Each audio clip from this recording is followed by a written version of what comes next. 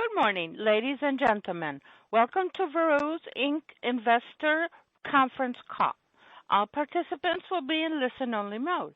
Should you need assistance, please signal a conference specialist by pressing the star key followed by 0. After today's discussion, there'll be an opportunity to ask questions. Please note that this event is being recorded. I would now like to turn the conference over to Mr. Sam Fish, Veru's Inc. Director of Investor Relations. Go ahead. Good morning. The statements made in this conference call that are not historical in nature are forward-looking statements.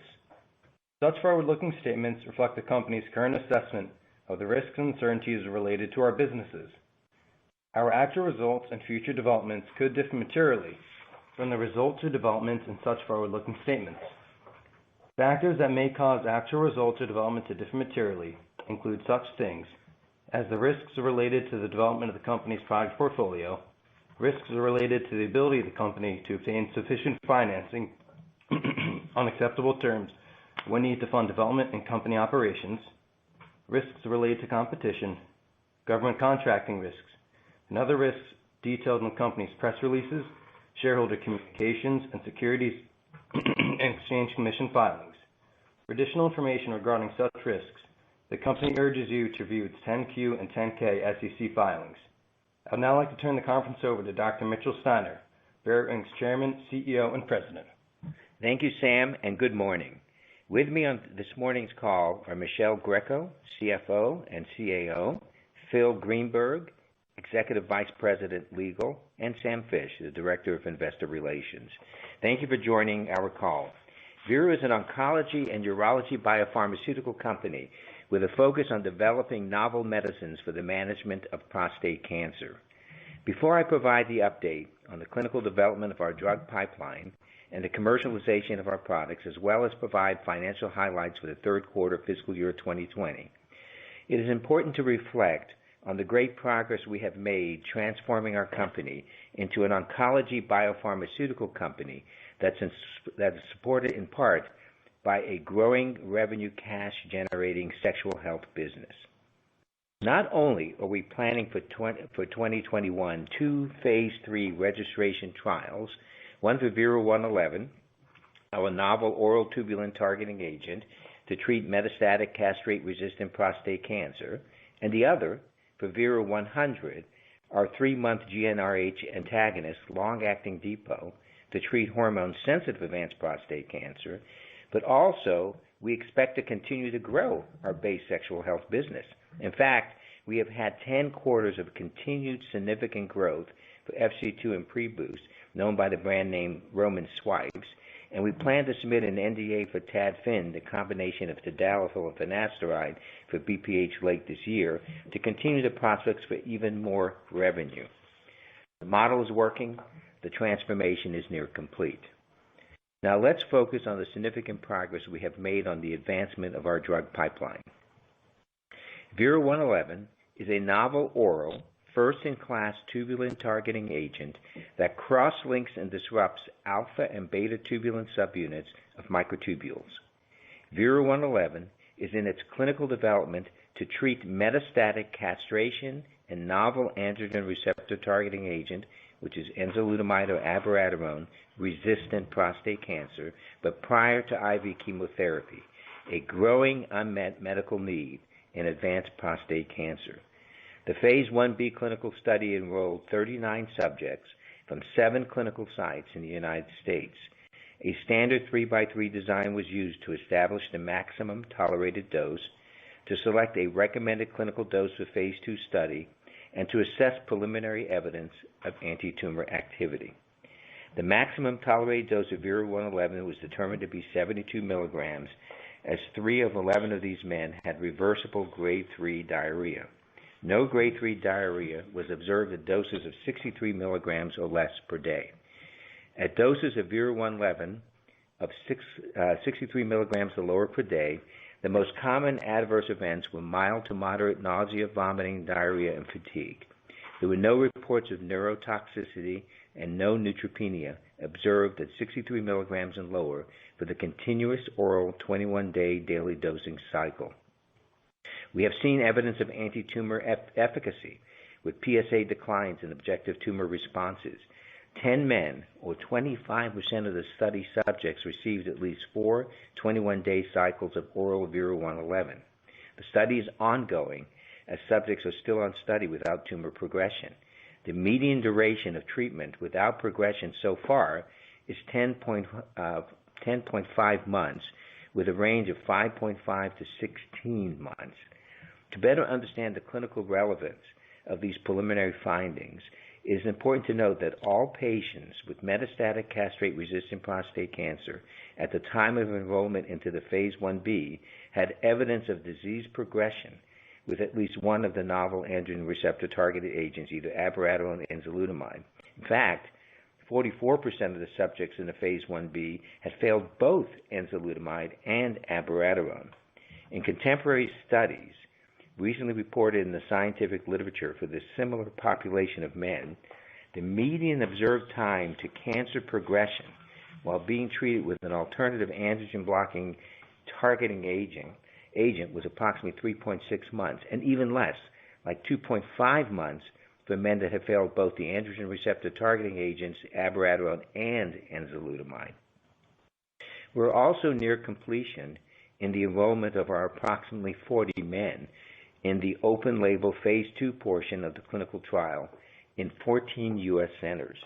The patient population for this portion of the trial is men with metastatic castration and novel androgen-blocking agent resistant prostate cancer and prior to any IV chemotherapy, and we're using the recommended dose and schedule selected from the Phase 1b, which is a 63 milligram oral daily dosing for continuous 21 days per cycle. Like the Phase 1b, we have already observed significant PSA declines in the Phase 2 clinical study.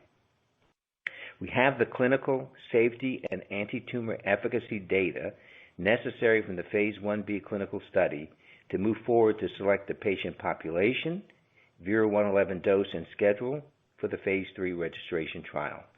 By late fall, we will have additional clinical data on the 63 milligram oral daily for 21 continuous days per cycle in almost all of the Phase 2 subjects.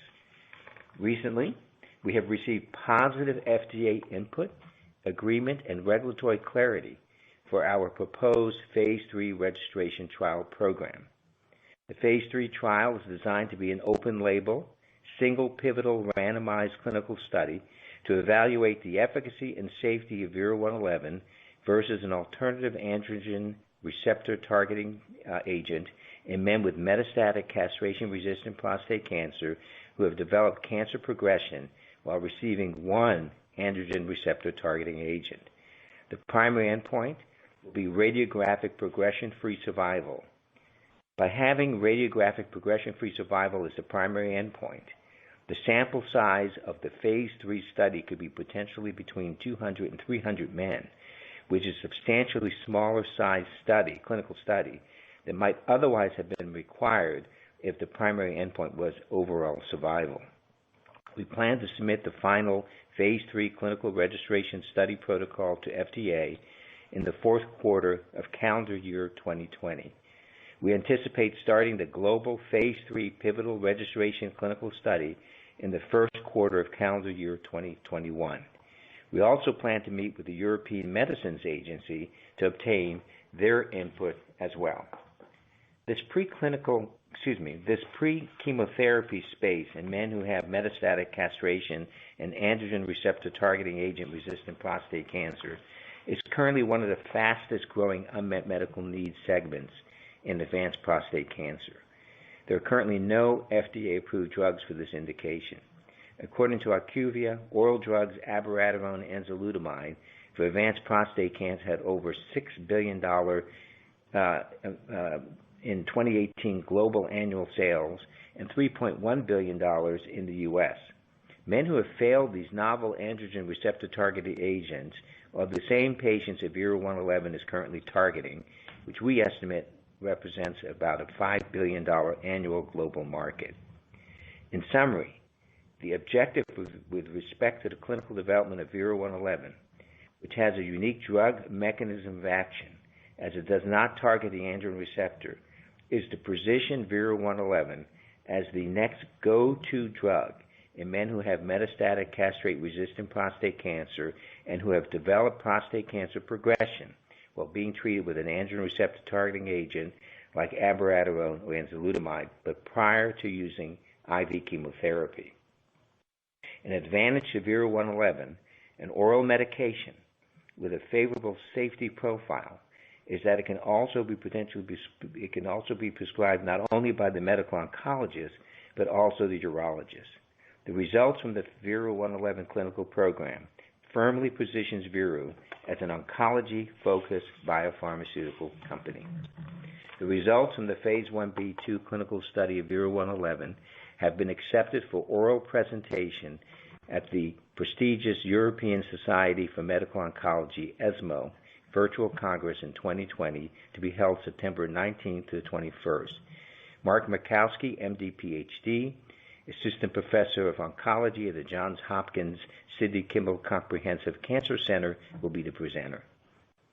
Next, I will update you on Veru-100, our proprietary peptide drug candidate for the treatment of hormone-sensitive advanced prostate cancer, an established multi-billion-dollar global market.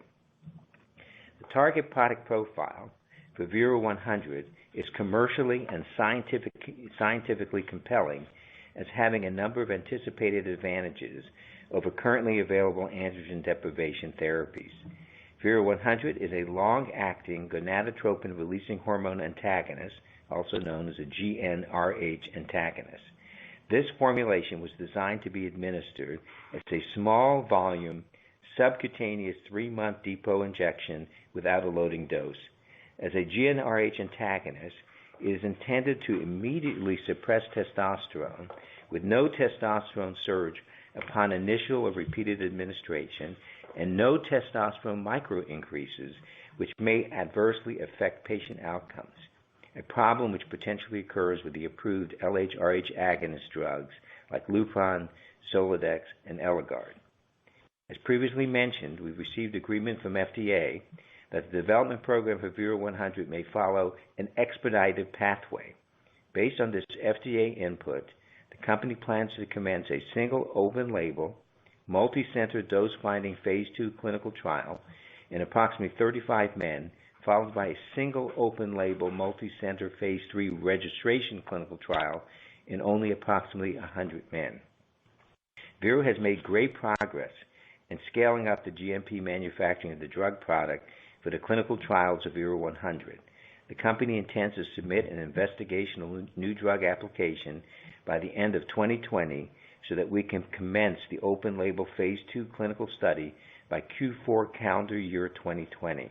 The Phase 3 registration study is expected to start in the second half of calendar year 2021. Androgen deprivation therapy is a $2.8 billion global market that appears to be moving towards supporting GnRH antagonists over LHRH agonists like Lupron and Lupulide and Eligard and Zoladex. The LHRH agonists as a class have a black box warning for an increased risk of cardiovascular events, including heart attacks and stroke. The GnRH antagonist class does not have the same black box warning.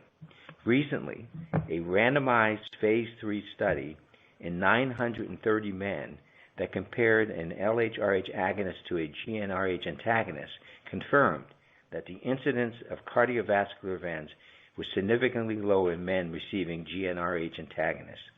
Based on the study published by Dr. Neil Shore and his colleagues in the New England Journal of Medicine in 2020, the incidence of adverse cardiovascular events was 54% lower for an antagonist versus an agonist. Furthermore, in men who have a history of adverse cardiovascular events, the incidence of new adverse cardiovascular events was 80% lower with an antagonist versus an agonist. Therefore, it appears that GnRH antagonists may become the drug of choice for ADT because of their better safety profile. Currently, there are no GnRH antagonist injectable treatments commercially approved for beyond 1 month, making Veru-100, if approved, the only commercially available long-acting GnRH antagonist 3-month depot. Our next product candidate is zuclomiphene, a novel proprietary oral non-steroidal estrogen receptor agonist being evaluated for treatment of hot flashes, the most common side effect in men with androgen deprivation therapy for advanced prostate cancer, and a major reason why men want to stop androgen deprivation therapy.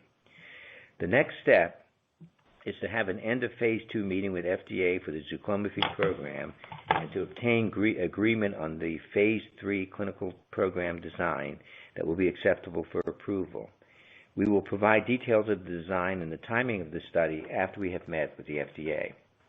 Although Veru is focused on prostate cancer and oncology, due to the urgency of the current global pandemic, the fact that no effective therapies have been found, and that VERU-111 has the potential to treat both the SARS-CoV-2 infection and the associated reactive severe lung inflammation in COVID-19 patients at high risk for acute respiratory distress syndrome, the company is evaluating VERU-111 18 milligrams for this COVID-19 indication.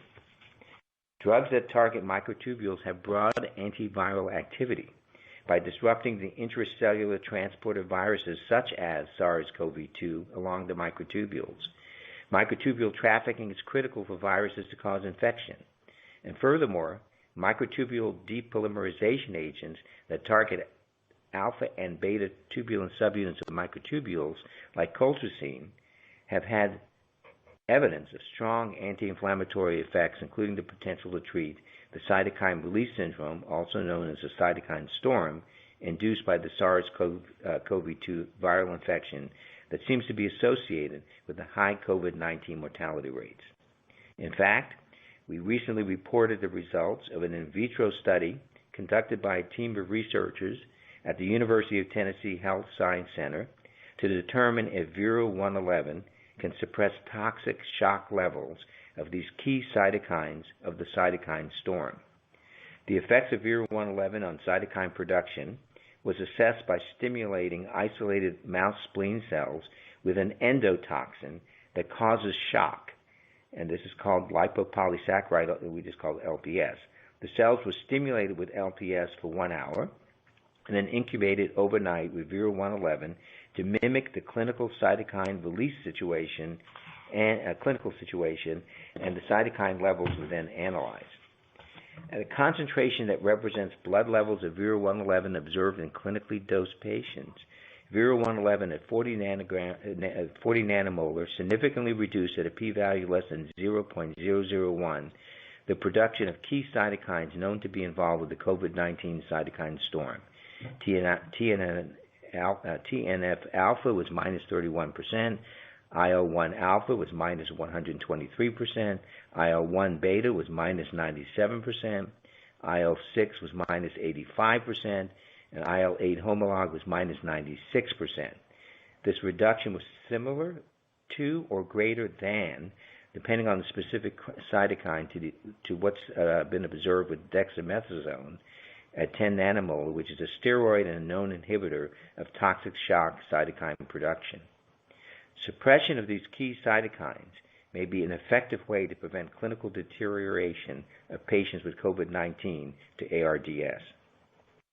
Veru is currently enrolling a double-blind, randomized, 1-to-1 placebo-controlled phase 2 clinical trial evaluating daily oral doses of VERU-111 18 milligrams versus placebo for 21 days in 40 hospitalized patients who have tested positive for SARS-CoV-2 virus and who are at high risk for ARDS.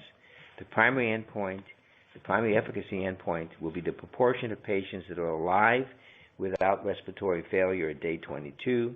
Secondary endpoints for this trial include the measured improvements in the WHO Disease Severity Scale, which is an 8-point ordinal scale, which compares COVID-19 disease symptoms and signs, including hospitalization, to progression of pulmonary symptoms, to mechanical ventilation, as well as death. Based on VERU-111 having antiviral activity, confirmed in this in vitro study that VERU-111 may have ability to suppress key cytokines in the COVID-19 patients, we're even more hopeful that in the phase 2 study with COVID-19 patients at high risk for ARDS, that VERU-111 will improve patient outcomes. As an aside, This current cytokine study also further supports the use of VERU-111 in prostate cancer, as cytokines IL-6, IL-1, and IL-8 appear to play key roles in the promotion of prostate cancer progression, metastasis, and drug resistance as well. The ability of VERU-111 to suppress these cytokines may benefit men who have metastatic castrate-resistant prostate cancer, which is the primary indication that VERU-111 is being developed for. There's really no downside to conducting this small study, especially if we can get non-dilutive funding for future clinical testing. And if VERU-111 shows efficacy for this indication, the upside will be substantial for patients. Veru's ability to advance the clinical development of our proprietary prostate cancer drugs that address unmet medical needs in large markets is being substantially supported by the sexual health business, which currently is comprised of two commercial sources for revenue: the FC2 female internal condom, as well as pre-boost Roman swipes, which is the 4% benzocaine wipes for premature ejaculation. The company also expects a third source of revenues from Tadfin, for which an NDA is expected to be submitted in late 2020 or early 2021, and this will provide additional resources to support the company's clinical development programs. As you can see from the earnings release in Q3 fiscal year 2020 and year-to-date fiscal year 2020, we continue to have significant growth in revenue from these commercial products. Although Ms. Greco will cover the detailed financial results highlights in a few moments, I would like to make a few comments.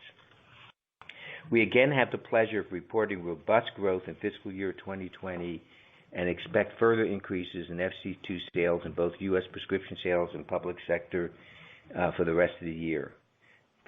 Focusing now on Veru's commercial segment, which is the sexual health business, currently comprising of FC2 and pre-boost Roman swipes and drug commercialization costs, the company's net revenues increased again. In fiscal year to date 2020, it was $30.8 million compared to fiscal year to date 2019 of only $23.1 million, representing an increase of 33%. Our income from operations for this segment of the business was $17.6 million for fiscal year to date 2020, up from $11.4 million in fiscal year to date 2019, an increase of 54%.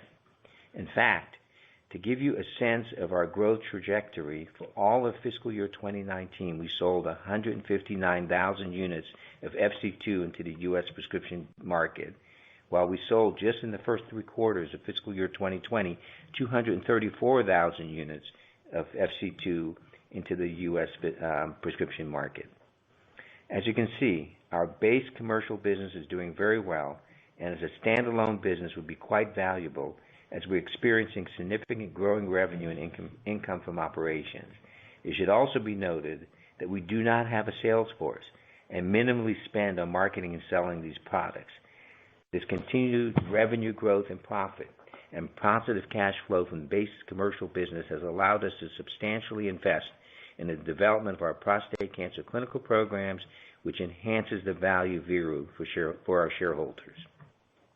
We intend to continue this revenue growth trajectory with not only the current growth of revenues from FC2 and pre-boost, but also from the revenues that we expect to generate from the commercialization of the company's proprietary tadalafil finasteride combination capsule for the treatment of symptoms of BPH called Tadfin. We're collecting 12-month stability data on Tadfin manufacturing batches and expect to submit the NDA by the end of 2020 or early 2021. In the U.S., we're exploring the eventual commercial launch of Tadfin through telemedicine channels.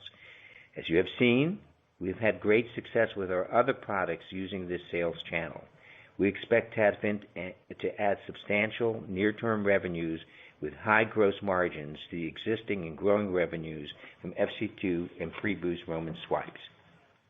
I will now turn the call over to Michelle Greco, CFO and CAO, to discuss the financial highlights. Michelle? Thank you, Dr. Steiner. As Dr. Steiner indicated, we're off to a great first 3 quarters of fiscal year 2020. Let's start with the highlights of our third quarter results for the 3 months ended June 30th, 2020. Overall, net revenues were up 6% to $10.3 million from $9.7 million in the prior year third quarter due to the growth in our U.S. FC2 prescription business. The company reported significant FC2 sales growth in its prescription business, with net revenues up 23% to $5.4 million from $4.4 million in the prior year third quarter. While overall FC2 unit sales declined slightly by 3% to 10.5 million units from 10.9 million units in the prior year third quarter, we are pleased with the overall net revenue increase despite the slight decline in overall FC2 units sold. Net revenues for the public health sector business was $4.3 million compared to $4.9 million in the prior year third quarter. Gross profit was $6.5 million, or 63% of net revenues, compared to $6.6 million, or 68% of net revenues in the prior year third quarter. The decrease in gross profit and gross margin is driven primarily by increased cost of sales recognized during the third quarter due to the temporary shutdown of the company's manufacturing facility in Malaysia as a result of the COVID-19 pandemic. Additionally, we have seen an increase in labor and equipment maintenance costs as we have ramped up production to meet demand.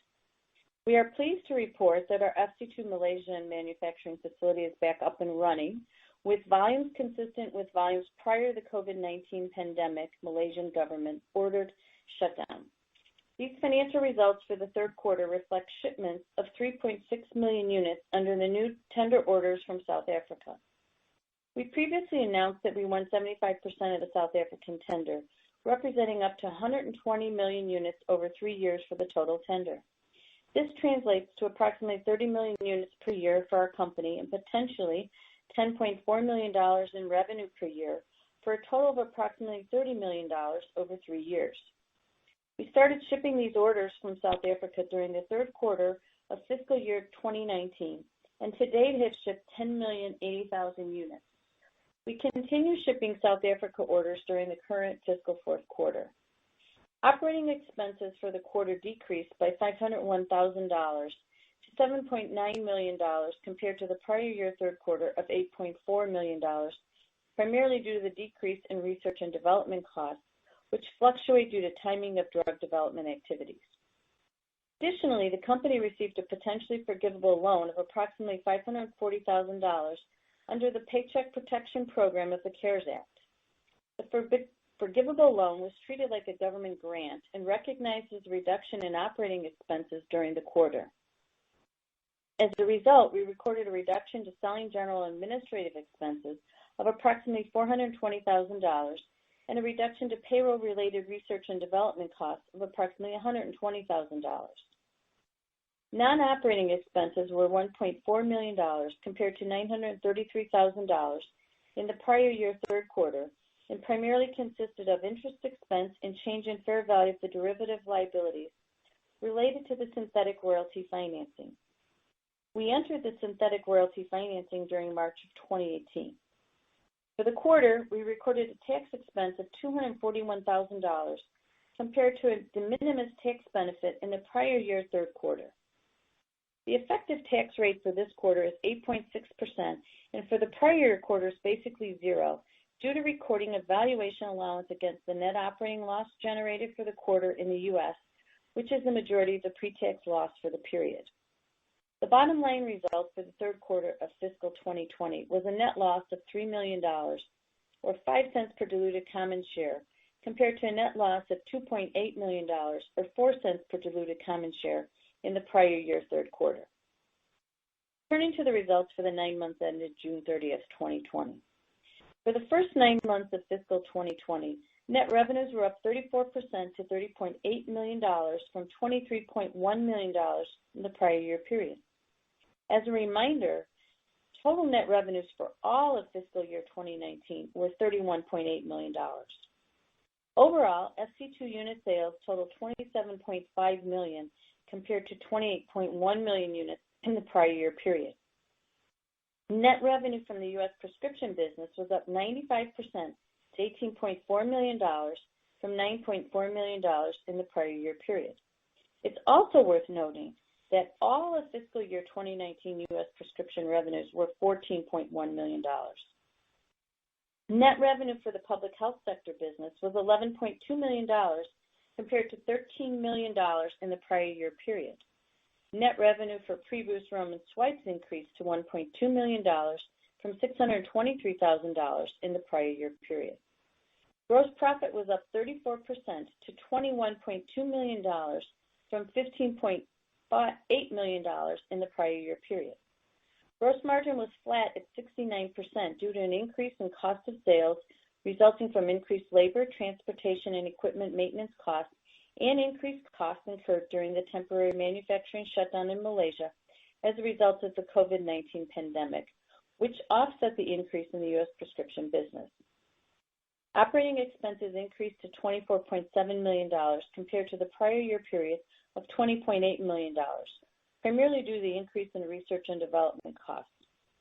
Non-operating expenses were $3.6 million compared to $3.9 million in the prior year period, which primarily consisted of interest expense and change in the fair value of the derivative liabilities related to the synthetic royalty financing.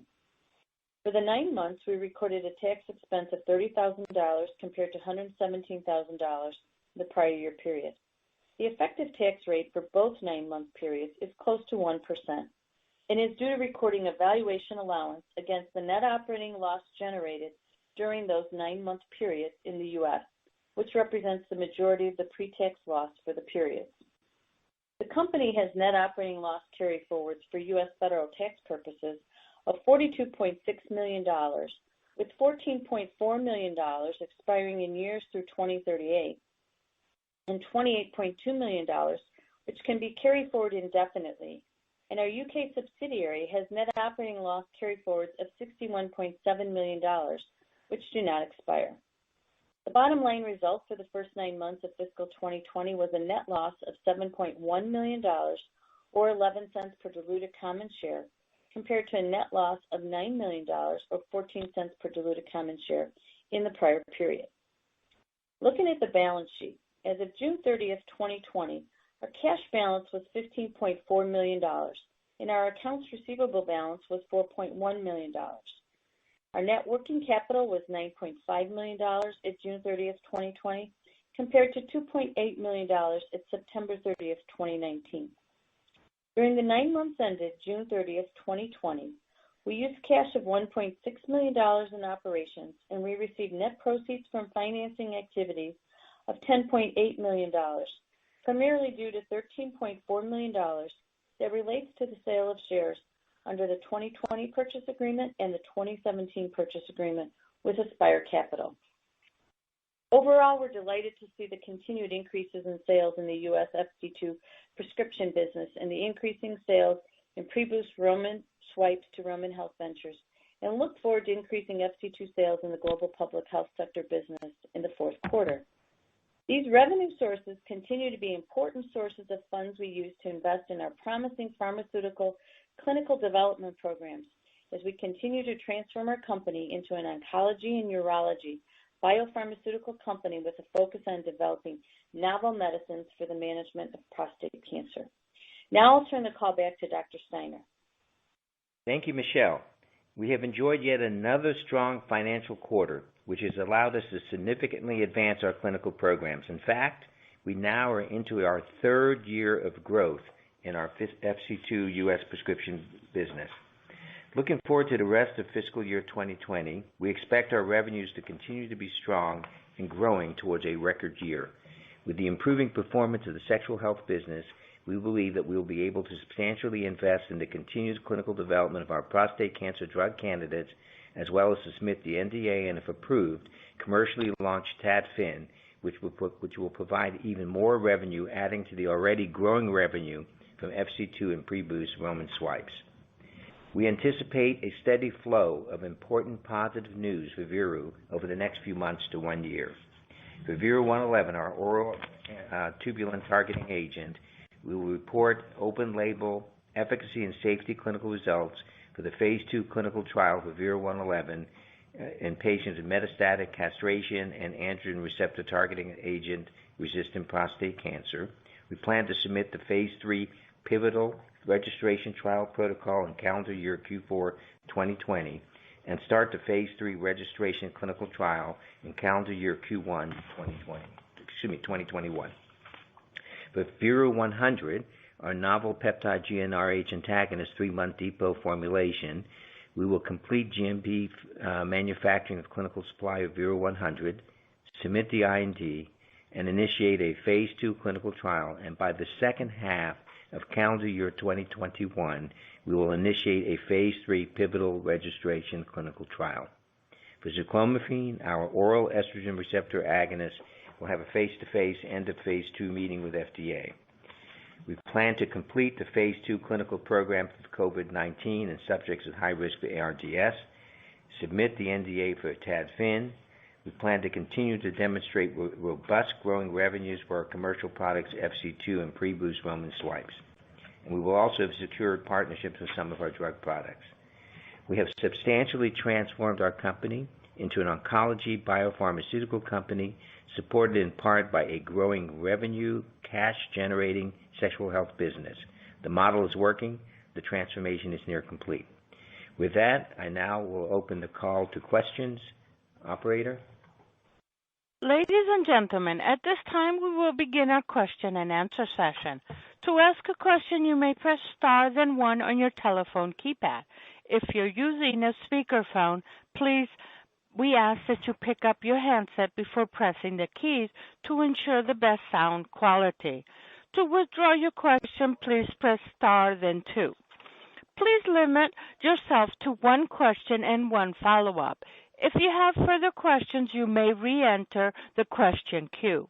Again, that's star then 1 to rejoin the question queue. We will now pause momentarily to assemble our roster. Our first question is from Brandon Folkes from Cantor Fitzgerald. Go ahead. Hi, morning, Mitch and team, and thanks for taking my questions and congratulations on all the progress during the quarter. Firstly, on 111, when we see the phase 1b data presented in September, will there be any new data? And if so, what do you think are going to be the most pertinent part of the data we see from that 1b, given that we've seen some of it later in the year? And then secondly, just as a follow-on, on staying on 111, I think as you've spoken in the past, you've talked about having a very good indication of what you believe the FDA wants to see from a phase 3 protocol, and it sounds like that's been further confirmed with the dialogue.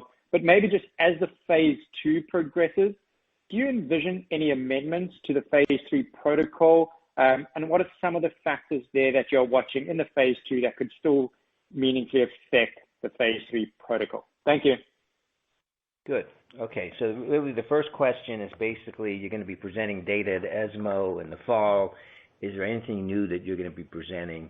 And the answer is yes. What we've presented to date was just sort of highlights of what we had in the study, and so you'll see more details. Now, interestingly, which is kind of unusual for a phase 1b2, we were selected for a oral presentation. So unlike a poster where we can just lay everything out, the oral presentation is going to be limited, but it'll be highlighted. So Dr. Mark Makowski is going to go through additional efficacy and additional safety data that has not been presented before, and so I think that's going to be important to look at. And so, as I said, you'll see some more safety, and you'll see why we're excited about the safety. And remember, safety is critical if a urologist is going to give the medicine over a medical oncologist. And, if it's an IV product, it's a no-go for a urologist, of course, but this is oral, and I think you'll find it interesting. And then I think there'll be some additional tumor pictures that you'll be able to see, tumors that have shrunk, and so you can see further evidence of objective tumor responses. And that's about as much as I can say without giving you more data. As it relates to the second question, which is, and we're excited about it, okay, and that's the reason we went to the FDA, and that's why we accelerated our discussions with the FDA, because we were able to pick a dose based on safety and efficacy, and we know our patient population, and so that's a reason why we went forward to the FDA. we picked the dose of 63 milligrams per oral daily dosing for 21 days continuously, and we have enough patients in the phase 1b to give us a very good indication of the efficacy and safety around that dose. The phase 2 program is just going to be further confirmation of the safety and the efficacy around the 63 milligram dose, and that's how I would view that study. The difference between the two is the other one we're doing a 3+3 design, and this one everybody's synchronized, starting at the 63 and not, having other doses. And so we're going to see what happens with just 63. And I can tell you at this point now, I'm not expecting anything in that study to change what we've presented to FDA, and mainly because most of the stuff that we spoke to the FDA about was around clinical trial design. So, radiographic progression-free survival, which was an important endpoint to get, that's not going to change. And that's going to dictate what size study. The patient population, well, that's not going to change, because the patient population are patients who have metastatic castration-resistant prostate cancer that have progressed on at least one androgen receptor targeting agent, so that won't change. And so really, it's going to be, and that's the reason why as I said, that's the reason why I went to the FDA sooner rather than later. So the phase 2 if the phase 1b is still going on, and we got patients, at 16 months and 12 months, and they're going to continue. Another way to look at it's 1.5 to 2 years is what is happening with the 1b potentially. The same thing's going to happen with the phase 2. So that's the reason why we don't want to wait another 2 years, is you're not going to gain any additional information, for patients that, traditionally, if they were on one androgen blocking agent and they failed and they go to an alternative one, you're looking at, progression-free survival of about 3.7 months. And if they had both abiraterone and enzalutamide and failed, it's more like 2.5 months. And here we are, with a 25% of our patient population in a phase 1b that's certainly beyond that. So that's why I think what you're going to see is the phase 3 is going to be, final protocol will be submitted in October, irrespective of the phase 2. And the study will start at the beginning of the calendar year 2021, and the phase 1b and the phase 2 are going to still be going on in the background, because we're expecting patients to continue to respond to the medicine for a long period of time. So I'm not expecting any amendments or anything of that sort. I think once we get some of the non-clinical and some of the other stuff pulled together, that's all, October is when we're going to put the final protocol in. And then, of course, we'll report back after the FDA has had a chance to review the final protocol to see what tweaks, we need to make. Great. Thanks very much, Mitch. That's very comprehensive. Look forward to seeing the data in September. Maybe just one more I can sneak in, and I'll hop back in the queue. Sure. On the COVID program, if you're successful in the phase 2, do you think there's a chance of getting emergency use authorization for that product? We have that debate internally, and to be fully transparent, we have that debate internally. Some of the folks at Veru feel that it's possible. I think we're going to have to do more work, and so I'm thinking we're going to get non-dilutive funding, and we'll do a phase 3 study, and we'll see. But a lot of it depends on what are the outcomes and how dramatic they are. And if they're dramatic, then your chances are that you may be able to move forward. If they're need to be confirmed, then you'll do the phase 3. So it's really hard to say, but I wouldn't rule out emergency use. I just think it's more likely that we'll move to a phase 3. I wanted to be clear that if we do move to a phase 3, that will be with non-dilutive dollars. We have to get funding support for that. My guess is, given the current environment, and if our data supports going to a phase 3, we should be successful in getting that non-dilutive money. Great. Thank you very much. Thank you. Our next question is from Leland Gershell from Oppenheimer. Go ahead. Hey, good morning, Mitch. Thanks for taking my questions.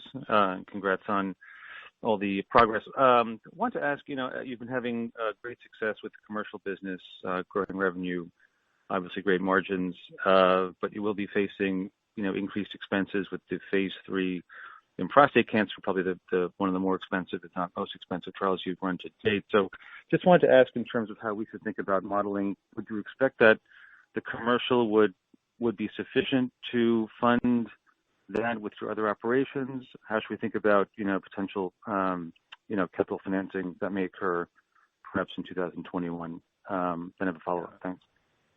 Yeah, so let's make some assumptions first.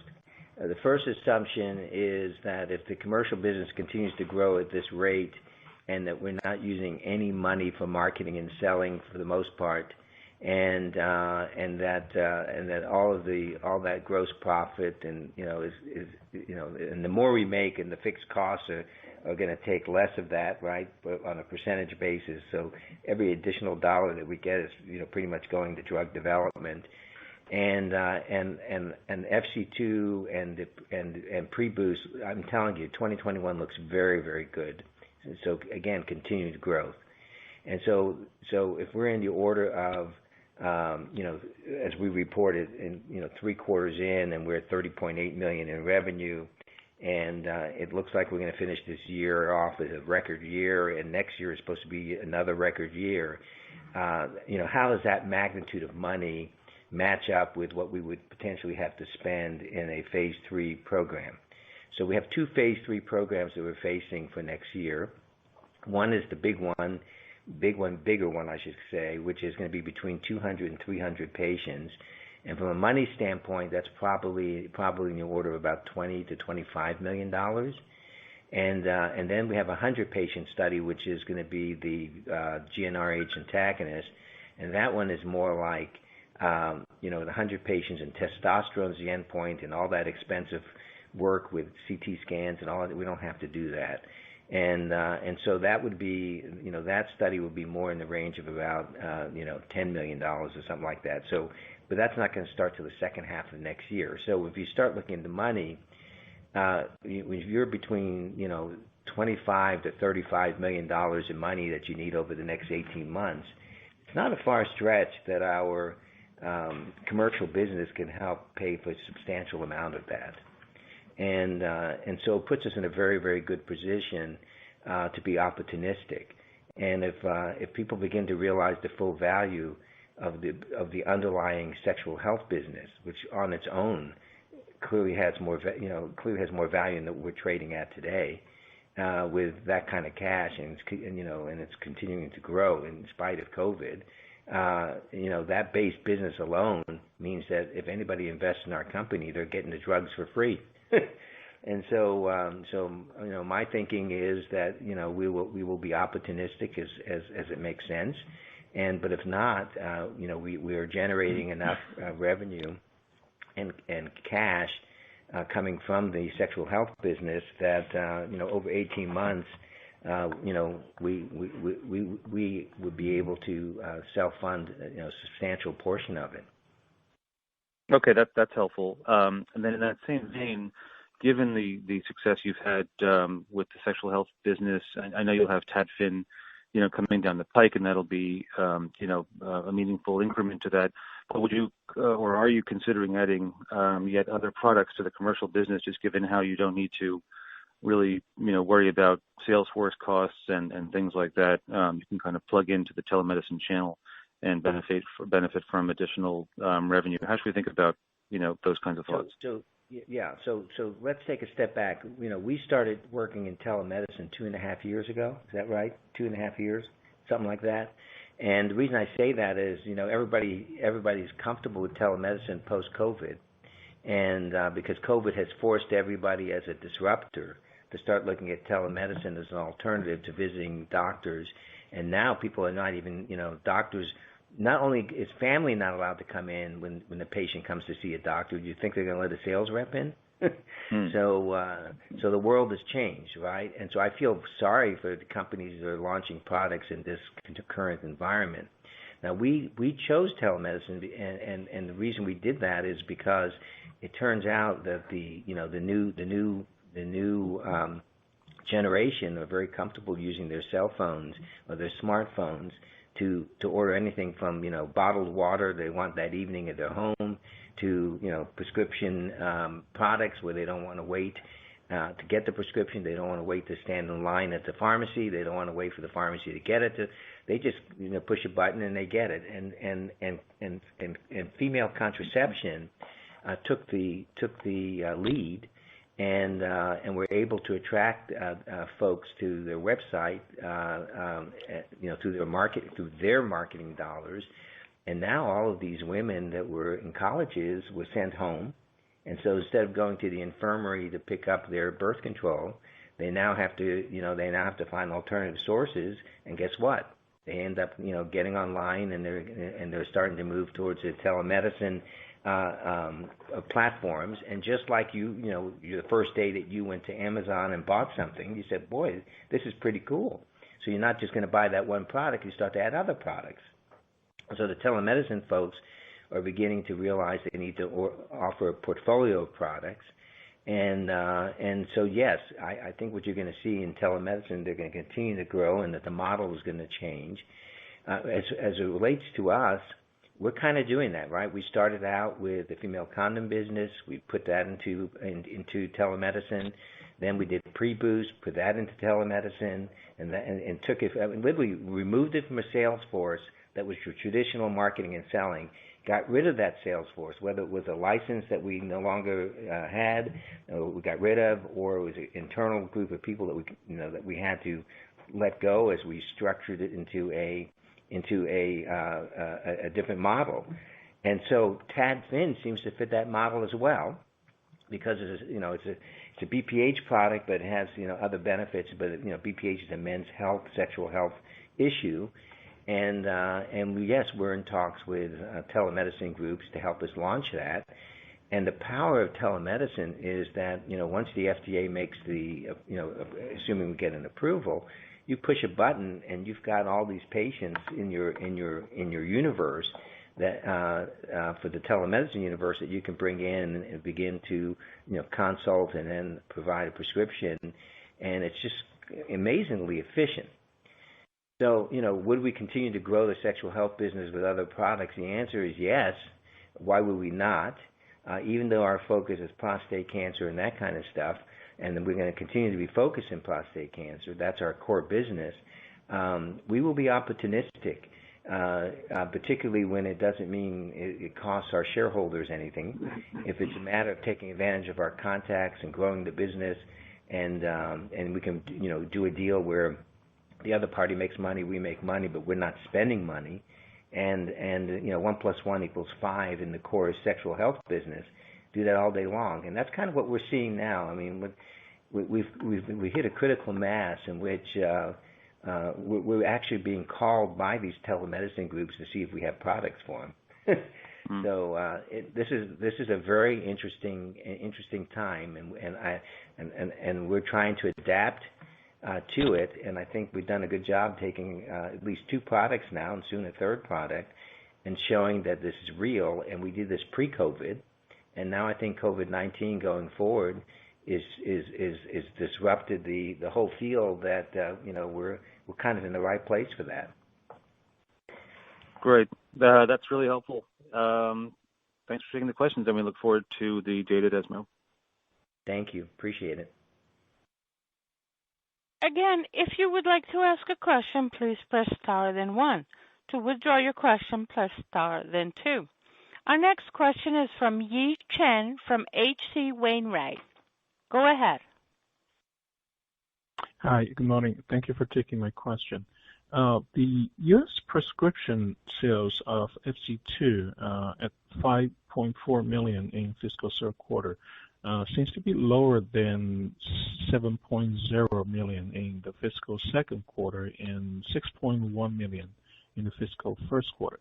So could you give us some additional color on the dynamics of the U.S. prescription market and whether there's any seasonal trend or whether it is affected by COVID-19 at all?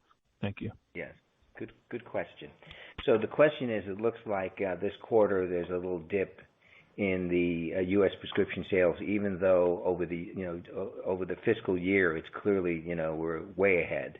As I mentioned before, 159,000 prescriptions were written, 159,000 12-pack units were dispensed in fiscal year 2019, and in just this first three quarters, we're 200, whatever the number is, 239,000, whatever the number is. So it's big. And so that means this next quarter, even if it's an even quarter, it's going to be a record year. So I want to make it very clear that the U.S. prescription business is robust and it is growing. What you're seeing is that the purchase orders that we get from the telemedicine groups don't necessarily fall with the quarters, and so some of that is, I think you're seeing some of that dislocation. And COVID-19, I would argue that COVID-19 helped us with that dislocation rather than not, meaning that if there was some inventory, the inventory was quickly used up because of the fact that women are at home now using the internet.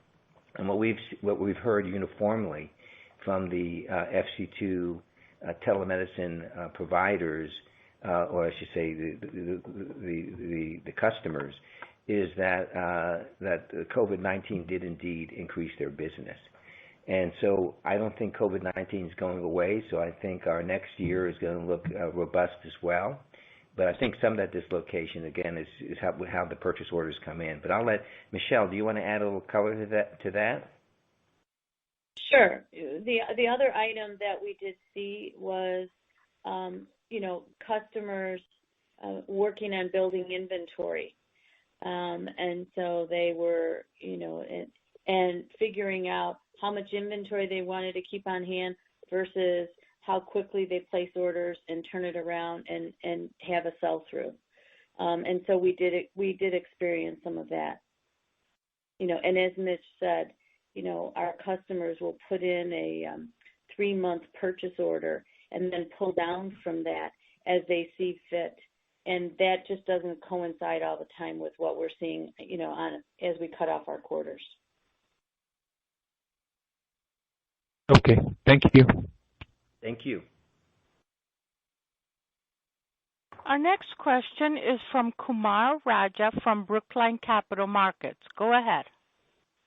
Hi, thanks for taking my questions. With regard to the prostate cancer trial, what is your expectation of timing of meeting with the EMA, and how do you think the expectations of EMA would be different compared to the FDA, and do you think you can incorporate the requirements of both the agencies in the single phase 3 trial you are planning? Yeah, good question. So the EMA, for everybody, is a European Medicines Agency, and we are going to be running a global phase 3, and the intent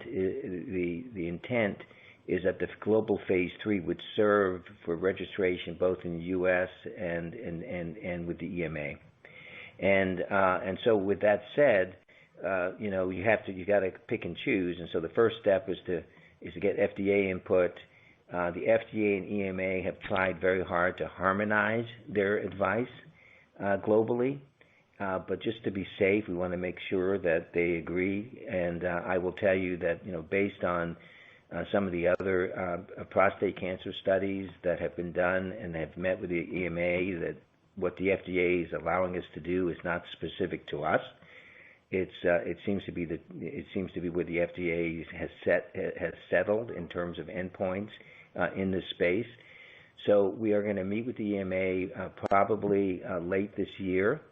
We're just starting the request, and part of that was we just met with the agency, in July. So this is what you would do, and so now we're going to submit to EMA and get their advice. But the goal would be that when we start our study in first quarter, of calendar year 2021, that it would have input from both agencies and that it would serve as a single phase 3. And with regard to Veru 100, what remains to be done before you can go ahead and file the IND? Oh, so all we're waiting for that is all the non-clinicals done, everything's done.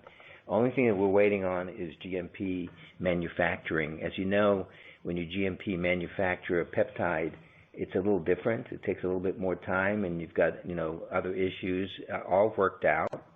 And so what we're doing now is just waiting for the final batch to be manufactured so that we can move forward. And you can't really file an IND until you have that CMC information. And so the CMC information, as soon as it's available, then we're filing the IND. And as you know, 30 days after that, you can start your trial. So it's literally just waiting for the last parts of the manufacturing to be done under GMP, and then we'll start the phase 2. If not right at the end of the year, right at the beginning of the year, and that will be a small study, a single injection, and that will guide us in what we need to do for the phase 3. So we're close. Thank you. All right. Ladies and gentlemen, this concludes our question and answer session. I would like to turn the conference back over to Dr. Mitchell Steiner for closing remarks. I appreciate you joining us on today's call, and I look forward to updating all of you on our progress at our next investors call. Thank you for joining us. The digital replay of the conference will be available beginning approximately noon Eastern Time today, August 13th, by dialing 1-877-344-7529 in the U.S. and 1-412-317-0088 internationally. You will be prompted to enter the replay access code, which will be 101-46652. Please record your name and company when joining. The conference is now concluded. Thank you for attending today's discussion. You may now disconnect.